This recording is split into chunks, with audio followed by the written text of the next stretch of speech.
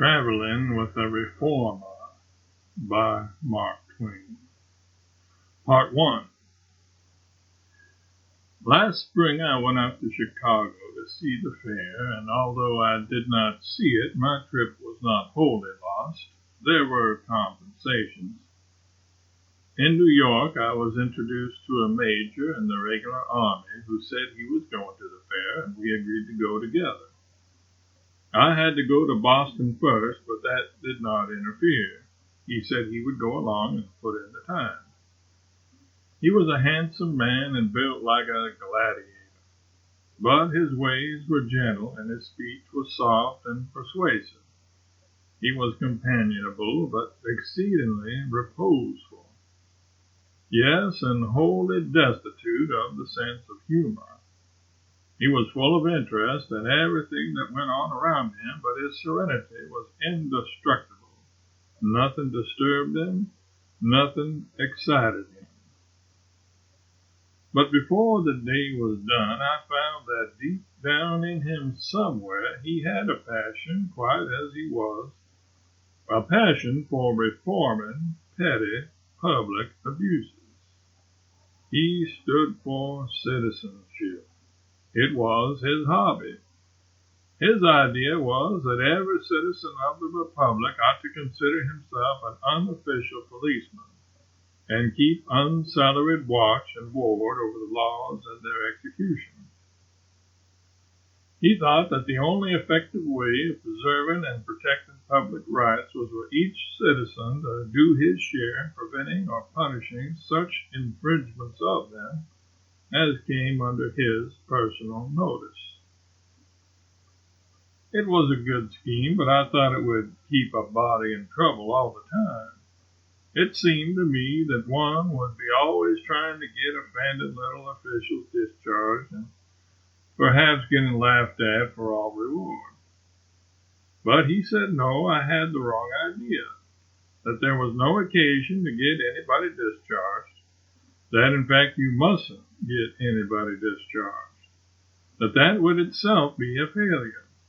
No, one must reform the man, reform him and make him useful where he was. Must one report the offender and then beg his superior not to discharge him, but reprimand him and keep him? No, that is not the idea. You don't report him at all, for then you risk his bread and butter. You can act as if you are going to report him when nothing else will answer, but that's an extreme case. That is a sort of force, and force is bad. Diplomacy is the effective thing. Now, if a man has tact, if a man will exercise diplomacy. For 2 minutes we had been standing at a telegraph wicket, and during all this time the major had been trying to get the attention of one of the young operators, but they were all busy skylarking. The major spoke now and asked one of them to take his telegram. He got for reply, "I reckon you can wait a minute, can't you?" And the skylarker went on. The major said yes, he was not in a hurry. Then he wrote another telegram. President, Western Union Telegraph Company. Come and dine with me this evening. I can tell you how business is conducted in one of your branches. Presently, the young fellow who had spoken so pertly a little before reached out and took the telegram, and when he read it, he lost color and began to apologize and explain. He said he would lose his place if this deadly telegram was sent, and he might never get another. If he could be let off this time, he would give no cause of complaint again. The compromise was accepted. As we walked away, the major said, "Now you see that was diplomacy, and you see how it worked. It wouldn't do any good to bluster the way people are always doing. That boy can always give you as good as you send, and you'll come out defeated and ashamed of yourself pretty nearly always. But you see he stands no chance against diplomacy. Gentle words and diplomacy, those are the tools to work with. Yes, I see, but everybody wouldn't have had your opportunity. It isn't everybody that is on those familiar terms with the President of the Western Union. Oh, you misunderstood. I don't know the President. I only use him diplomatically. It is for his good and for the public good. There's no harm in it, I said with hesitation and diffidence. But is it ever right or noble to tell a lie? He took no note of the delicate self-righteousness of the question, but answered with undisturbed gravity and simplicity. Yes, sometimes. Lies told to injure a person and lies told to profit yourself are not justifiable. But lies told to help another person and lies told in the public interest, oh, well, that is quite another matter. Anybody knows that. But never mind about the methods. You see the result. That youth is going to be useful now and well behaved. He had a good face. He was worth saving. Why, he was worth saving on his mother's account, if not his own. Of course, he has a mother, sisters too. Damn these people who are always forgetting that. Do you know, I've never fought a duel in my life, never once, and yet have been challenged like other people. I could always see the other man's unoffended women folks or his little children standing between him and me. They hadn't done anything. I couldn't break their hearts, you know. He corrected a good many little abuses in the course of the day, and always without friction, always with a fine and dainty diplomacy, which left no sting behind. And he got such happiness and such contentment out of these performances that I was obliged to envy him his trade, and perhaps would have adopted it if I could have managed the necessary deflection from fact as confidently with my mouth as I believe I could with a pen behind the shelter of print after a little practice. Away late that night, we were coming uptown in a horse car when three boisterous roughs got aboard and began to fling hilarious obscenities and profanities right and left among the timid passengers, some of whom were women and children. Nobody resisted or retorted. The conductor tried soothing words and moral suasion, but the toughs only called him names and laughed at him. Very soon I saw that the major realized that this was a matter which was in his line. Evidently, he was turning over his stock of diplomacy in his mind and getting ready. I felt that the first diplomatic remark he made in this place would bring down a landslide of ridicule upon him, and maybe something worse. But before I could whisper to him and check him, he had begun, and it was too late. He said in a level and dispassionate tone, "Conductor, you must put these swine out. I will help you." I was not looking for that. In a flash, the three roughs plunged at him, but none of them arrived.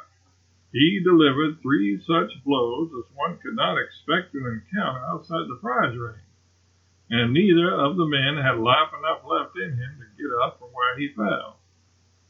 The major dragged them out and threw them off the car, and we got under way again.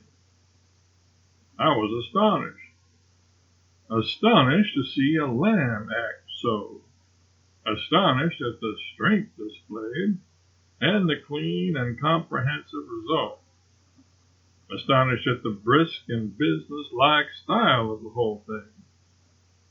The situation had a humorous side to it, considering how much I had been hearing about mild persuasion and gentle diplomacy all day from this pile driver, and I would have liked to call his attention to that feature and do some sarcasms about it.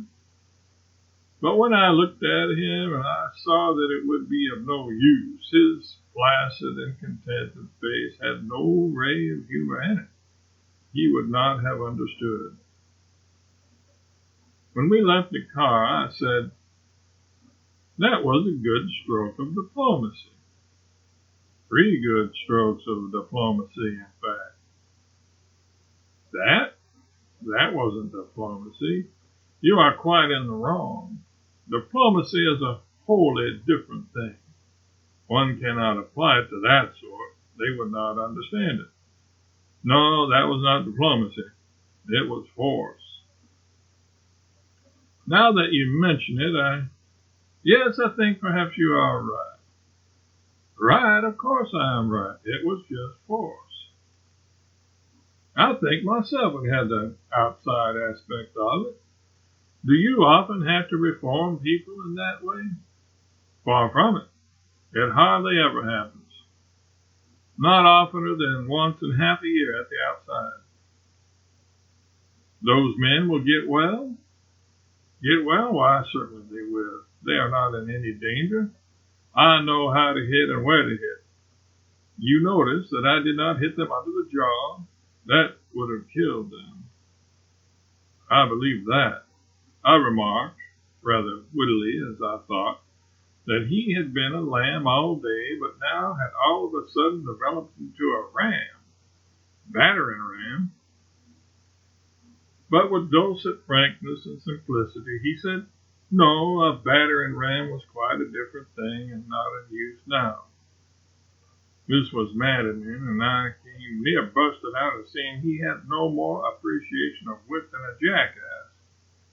In fact, I had it right on my tongue, but did not say it, knowing there was no hurry, and I could say it just as well some other time, over the telephone. We started to Boston the next afternoon. The smoking compartment in the parlor car was full, and he went into the regular smoking. Across the aisle in the front seat sat a meek, farmer-looking old man with a sickly pallor in his face, and he was holding the door open with his foot to get the air. Presently a big brakeman came rushing through, and when he got to the door he stopped, gave the farmer an ugly scowl, then wrenched the door to with such energy as to almost snatch the old man's boot off. Then on he plunged about his business. Several passengers laughed, and the old gentleman looked pathetically ashamed and grieved. After a little, the conductor passed along, and the major stopped him and asked him a question in his habitually courteous way. Conductor, where does one report the misconduct of a brakeman? Does one report to you? You can report him at New Haven if you want to. What has he been doing? The major told the story. The conductor seemed amused. He said with just a touch of sarcasm in his bland tones, as I understand you, the brakeman didn't say anything. No, he didn't say anything. But he scowled, you see. Yes. And snatched the door loose in a rough way. Yes. That's the whole business, is it? Yes, that is the whole of it. The conductor smiled pleasantly and said, well, if you want to report him, all right, but I don't quite make out what it's going to amount to. You'll say, as I understand you, that the brakeman insulted this old gentleman. They'll ask you what he said. You'll say he didn't say anything at all. I reckon they'll say, how are you going to make out an insult when you acknowledge yourself that he didn't say a word? There was a murmur of applause at the conductor's compact reasoning, and it gave him pleasure. You could see it in his face. But the major was not disturbed. He said, there, now you have touched upon a crying defect in the complaint system. The railway officials, as the public think, and as you also seem to think, are not aware that there aren't any insults except spoken ones. So nobody goes to headquarters and reports insults of manner, insults of gesture, look, and so forth. And yet these are sometimes harder to bear than any words. They are bitter, hard to bear because there is nothing tangible to take hold of. And the insulter can always say, if called before the railway officials, that he never dreamed of intending any offense. It seems to me that the officials ought to specially and urgently request the public to report unworded affronts and incivilities."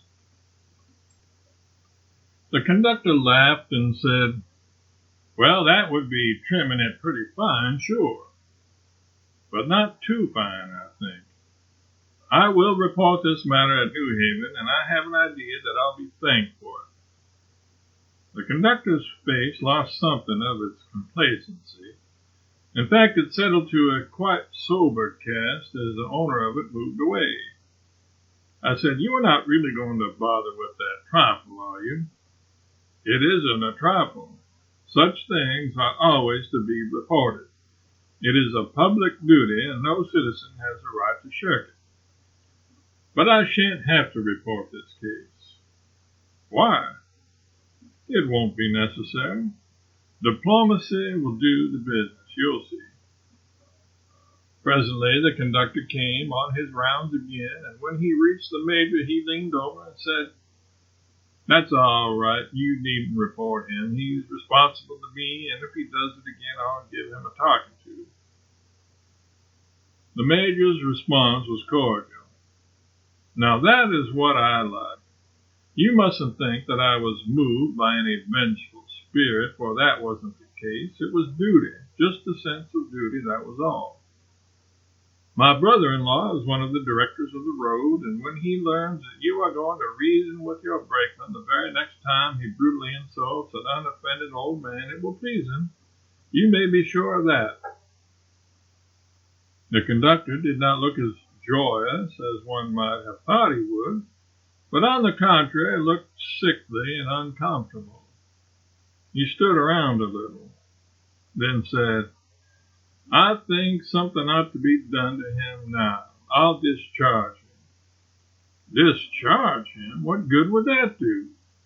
"Don't you think it would be better wisdom to teach him better ways and keep him?" "Well, there's something in that. What would you suggest?" "He insulted the old gentleman in presence of all these people. How would it do to have him come and apologize in their presence?" "I'll have him here right off. And I want to say this. If people would do as you've done and report such things to me instead of keeping mum and going off and blackguarding the road, you'd see a different state of things pretty soon. I'm much obliged to you." The brakeman came and apologized. After he was gone, the major said, "Now you see how simple and easy that was. The ordinary citizen would have accomplished nothing. The brother-in-law of a directory can accomplish anything he wants to." "But are you really the brother-in-law of a director?" "Always. Always when the public interest requires it. I have a brother-in-law on all the boards, everywhere. It saves me a world of trouble." "It is a good, wide relationship." "Yes, I have over 300 of them." "Is the relationship never doubted by a conductor?" "I have never met with a case. It is honest truth. I never have." "Why didn't you let him go ahead and discharge the brakeman in spite of your favorite policy? You know he deserved it." The major answered with something which really had a sort of distant resemblance to impatience. "If you would stop and think a moment, you wouldn't ask such a question as that. Is a brakeman a dog that nothing but dog's methods will do for him? He is a man and has a man's fight for life. And he always has a sister or a mother or wife and children to support. Always. There are no exceptions. When you take his living away from him, you take theirs away too. And what have they done to you? Nothing. And where is the profit in discharging an uncourteous brakeman and hiring another just like him? It's unwisdom. Don't you see that the rational thing to do is to reform the brakeman and keep him? Of course it is." Then he quoted with admiration the conduct of a certain division superintendent of the consolidated road in a case where a switchman of 2 years' experience was negligent once and threw a train off the track and killed several people. Citizens came in a passion to urge the man's dismissal. But the superintendent said, "No, you are wrong. He has learned his lesson. He will throw no more trains off the track. He is twice as valuable as he was before. I shall keep him." We had only one more adventure on the train. Between Hartford and Springfield, the train boy came shouting with an armful of literature and dropped a sample into a slumbering gentleman's lap, and the man woke up with a start. He was very angry, and he and a couple of friends discussed the outrage with much heat. They sent for the parlor car conductor and described the matter, and were determined to have the boy expelled from his situation. The three complainants were wealthy Holyoke merchants, and it was evident that the conductor stood in some awe of them. He tried to pacify them and explain that the boy was not under his authority, but under that of one of the news companies. But he accomplished nothing. Then the major volunteered some testimony for the defense. He said, "I saw it all. You gentlemen have not meant to exaggerate the circumstances, but still, that is what you have done. The boy has done nothing more than all train boys do. If you want to get his ways softened down and his manners reformed, I'm with you and ready to help. But it isn't fair to get him discharged without giving him a chance." But they were angry and would hear of no compromise. They were well acquainted with the president of the Boston and Albany, they said, and would put everything aside next day and go up to Boston and fix that boy. The major said he would be on hand too and would do what he could to save the boy. One of the gentlemen looked him over and said, "Apparently it is going to be a matter of who can wield the most influence with the president. Do you know Mr. Bliss personally?" The major said with composure, "Yes, he is my uncle."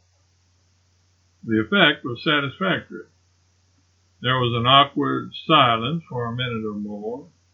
Then the hedging and the half-confessions of overhaste and exaggerated resentment began, and soon everything was smooth and friendly and sociable, and it was resolved to drop the matter and leave the boy's bread and butter unmolested.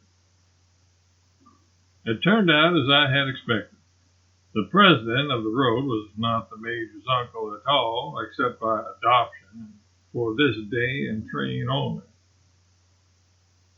We got into no episodes on the return journey. Probably it was because we took a night train and slept all the way. End of part 1.